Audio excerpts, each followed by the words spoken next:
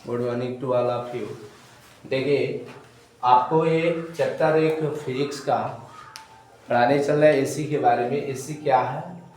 तो सबसे पहले एक करंट का ही टाइप्स होता है। करंट किसे कहते हैं? आपने पढ़ा है कि आवेशों के अनवरत प्रवाह की समय दर को हम क्या कहते हैं? विद्युत धारा कहते हैं। विद्युत धारा आप दो प्रकार के जानते हैं, कौन कौन? डीसी और एसी। डीसी डायरेक्ट करंट होता है जिसको दिष्ट धारा कहता है। एसी अल्टरनेटिंग करंट होता है। दिष्ट धारा में कंटिन्यू धारा बहती रहती है और एसी में आधे चक्र में धारा बहती और आधे चक्र में धारा नहीं बहती है। ठीक है ना?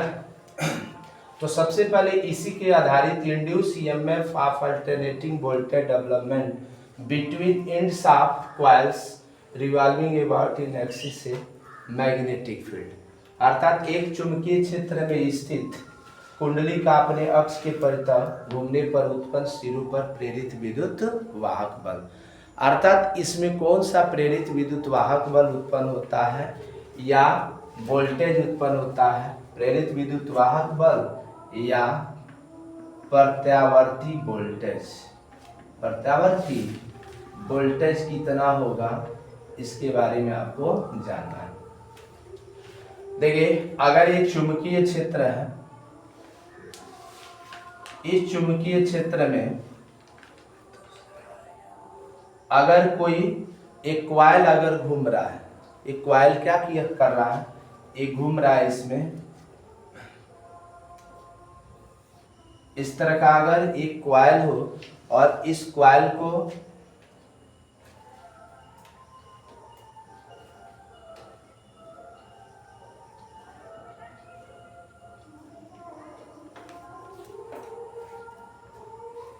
इस तरह का एक कॉइल है, ए बी सी और डी है। एक इस मैग्नेटिक फील्ड में अगर क्या कर रहा है? रोटेट कर रहा है। इस तरह का अगर रोटेट करे तो इसके लिए अगर केवल लाइन डायग्राम अगर बनाना चाहे तो इसका क्या लाइन डायग्राम होगा? अगर ए एक समान चुंबकीय क्षेत्र की तरह है, बी है, अगर यह क्षेत्र के साथ अगर थीटा डिग्री के कोण पर है, इस तरह का अगर ये क्या कर रहा है? क्षेत्र के साथ कितने डिग्री के कोण पर रखा गया है? थीटा डिग्री के कोण पर एक कॉइल है, क्षेत्र के साथ अगर थीटा डिग्री के कोण पर है, कितना डिग्री कोण पर है? थीटा डिग्री के कोण पर अगर इसको रखा गया है, ठीक है ना जी। अगर भी इसको यहाँ पर थोड़ा सा एक एक्सिस बना दिया जाए,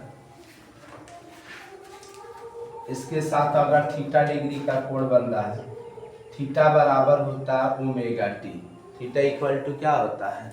ओमेगा टी है और बी चुंबकीय क्षेत्र है। अगर इसका जो क्षैतिज घटक होगा वह क्या लिखा जा सकता है? बी कास थीटा होगा। तो आपने पढ़ा है कि इसमें उत्पन्न होने वाला जो प्रेरित विद्युत वाहक बल होगा यानी ईएमएफ होगा, वो आपके इसमें अगर इसका एरिया कितना है? ये है। अगर इसके ऊपर जो होता है यन फेरे कुंडली के लगे हुए हैं, इस पर कितने फेरे लगे हैं? यन। तो आप लिख सकते हो, अगर फाई बी इक्वल टू एक फार्मूला पढ़े हो, बी ए कॉस थीटा है, बी ए कॉस थीटा। अगर नंबर ऑफ टर्न्स यन है तो N phi B equal to N B A cos theta लिख सकते हैं। फाई बी इक्वल टू क्या लिखा जा सकता है? यन बी ए कॉस थीटा, ठीक है ना? नहीं तो यन को बाद में आप यूज कर सकते हो। यहाँ पर उत्पन्न होने वाला प्रेरित विद्युत वाहक बल, इसको टी के सापेक्ष अवकलन किया जाए। टी के सापेक्ष अवकलन करने पर इसको इंग्लिश में लिखना चाहेंगे तो differentiation with respect of T, तो ये हो जाएगा D D T of phi B equal to B A into D D T और कास थीटा बराबर अभी पढ़ा है, क्या लिख सकते हैं, ओमेगा इंटू टी हो जाएगा। थोड़ा यहाँ पर ध्यान देना, मैथ का रूल करता है जैसे डी डी टी आप टी कॉस टी रहे तो इसका मान होता है माइनस साइन टी लिखते हैं। तो यहाँ पर कास रहेगा तो इसका क्या लिखा जाएगा, ओमेगा टी है तो यहाँ पर हम D phi B upon D T equal to लिखोगे बी ए, और कास ओमेगा टी की वैल्यू कितनी होगी, माइनस साइन ओमेगा टी। अब फिर से ओमेगा टी का अवकलन करोगे तो केवल क्या आ जाएगा, ओमेगा हो जाएगा। तो यहाँ पर D phi D T equal to minus B A omega sine omega T होगा, B A sine omega T.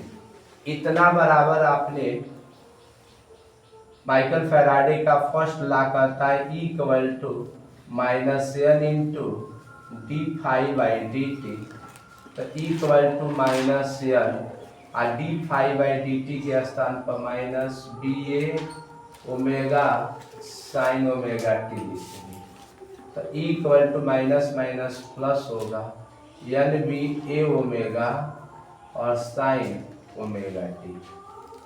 इससे विद्युत वाहक बल का समीकरण भी कहते हैं, ठीक है ना जी।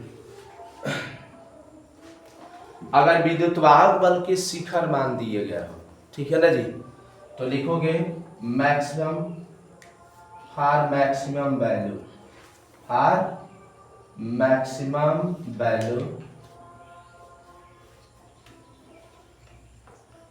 ऑफ ईएमएफ, ईएमएफ के अधिकतम मान के लिए साइन ओमेगा टी की वैल्यू जो होगी वह 1 होती है। कितनी होती है, 1 होगी। तो इसके लिए जो होगा ई नाट का प्रयोग करेंगे। कितना प्रयोग करेंगे, E naught equal to N B A omega into E naught equal to हो जाएगा एन बी ए ओमेगा, ये फार्मूला होगा, ठीक है ना जी। अथवा इसको क्रम में लिखना चाहोगे तो एन ए बी ओमेगा लिख सकते हैं, ठीक है ना। यह विद्युत वाहक बल का शिखर मान है, कौन सी वैल्यू है, पीक वैल्यू कहलाती है। तो इस इक्वेशन में आप पुट कर दीजिए लाकर, तो ई इक्वल टू इस पूरे के स्थान पर हम ई नाट का प्रयोग कर सकते हैं, साइन ओमेगा टी आएगा। इससे वोल्टेज यानी इसे एसी का ईएमएफ समीकरण कहते हैं, इससे एसी का ईएमएफ समीकरण कहते हैं।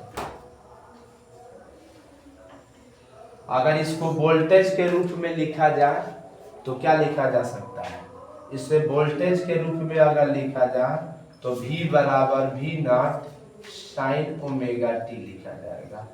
इससे एसी का वोल्टेज समीकरण कहते हैं, वोल्टेज समीकरण कहते हैं, ठीक। ये रहा, ये बहुत इंपॉर्टेंट हेडिंग है, ये बोर्ड एग्जाम में कई बार डेरिवेशन करने के लिए दिया है। मैं आशा करता हूँ कि यह अच्छी तरह आपको समझ में आया होगा। अगर इसे समझ में आया है तो इसे तो चैनल को सब्सक्राइब करें, लाइक करें और अपने ग्रुप में और दोस्तों के साथ शेयर करें। Thank you for watching.